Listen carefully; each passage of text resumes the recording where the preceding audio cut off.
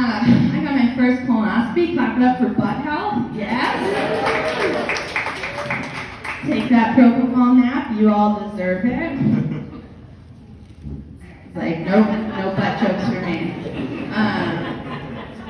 It was great. It was like truly a great experience. And the best part was like I woke up and I did the first thing that made sense to me, which was text all of the cool girls in high school. And I was like, you guys were right. You cannot get pregnant this way. I didn't used to be so sure, but you were onto something. I don't really want to brag, but mine was with a doctor. You had that weird kid from English class who told you he was going to be one, but we know he didn't. Good for me. I got my fortune told for the first time at the Big E. I love strong decision making. I was like, I'm not sure if this is real or not, but like in the event that it's bad news, I'd like to be in pretty close proximity to fried butter. Just in case, I need comfort just in case, you know. And the first thing they did was like the woman gave me a menu of how much of my fortune she could read to me. And I was like, $10 seems like a safe amount of fortune. And she was like, how about 40? I was like, I like surprise, you know, I don't need to know it all. I got a lot of life left. $10 a fortune, please. Super mad. Flips over the first card and she goes, you're not making as much money as you should be. I was like, well, first, do you understand now why we went with the $10? I can read things too. Also, like, you're mad at me, right? Like, this isn't my future. You tried to upsell me and I said no. And now you're taking it out on my future, and that's not fair. Flip another card. She flips another card, and she's like, you don't rest well. You go to sleep, and you wake up more tired than when you went to bed. I was like, this is starting to hurt my feelings. First of all, where is the butter? And, like, did my mother put you up to this? Like, what are you just looking at the bags under my eyes? And it's mean. I'm busy. I try to sleep. I don't know. Like, if the next card that you flip over is like, well, all my friends have grandkids, like, the Big E is getting lit on fire. So that's your future, you know. All of my bras are so very old that at this point they've just become sweatpants for boobs. It's just like always casual Sunday along the front of me. It's like a lot of Chip Crumbs and Dave Matthews and no one's turn to take the dog out, you know? It's like, no, she knew she would.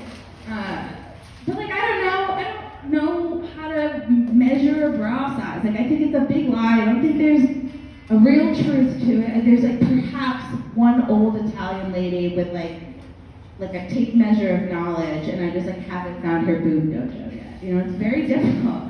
I watched one TikTok that was like, hey girls, are you measuring your boobs wrong? And I was like, yeah, that's what we do. And I'm not gonna like learn from somebody named like Magenta Lilith. Like, that's not where it starts for me. I'm just gonna figure it out and then whine about being uncomfortable. But I bought a new one. It was time. It was beyond time. I know like there was a lot of talk during the quarantine of like, we're not wearing bras anymore. I was like, sure, but some of us are. So I bought a new one. It's not perfect. It's something. It's better. And I know that it's better because the first time I put it on, the little vampire boobs like slowly rose to sea level and like saw the light of day for the first time in a long time. And we're like, no, we don't want to get a job. Ladies, everyone pitches in this household, right? We all have to keep things on the upward trajectory. Like, I was like, also, I'm not like thrilled with the belly button you keep trying to hang out with. You know? I would love it if you would pick a better friend. And they're like, it's cool, it's pierced, and like it's well into its 30s and it definitely knows better. Like, take it out, take it out. I think that Jeep people are the horse girls of the automotive world. I realize where I am and that this is going to be my most controversial joke. Go with me. I just feel like when I was in school, there were two kinds of horse girls. There was like the one at recess. Like there was the one who thought she was going to marry a horse. And we're like, we'll let that go. She'll figure it out. And then there was the one at recess who was like galloping and using her arms for additional legs. I'm like, what's up with Brittany? And I was like, oh, Brittany thinks she is a horse. I was like, sure, live your truth, Britt. And then like those people grew up, they got their driver's licenses, they got Jeeps, and you see this in a few ways. We're not even gonna get into the wave, although that's like a cult level thing.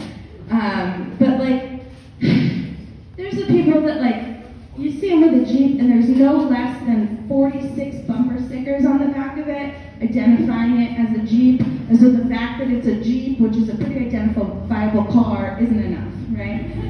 And the bumper stickers are insane, and they all rhyme, and they're all too aggressive. Like they're all just like, ooh, beep beep, I'm a Jeep, ooh, Jeep girl, dirty stuff, you wouldn't understand.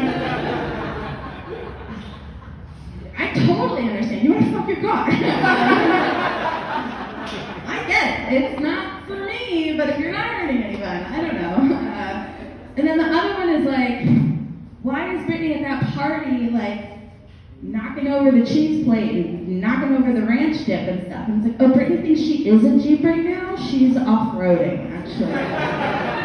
That's going to do it for me. I'm Manasewich. Thank you.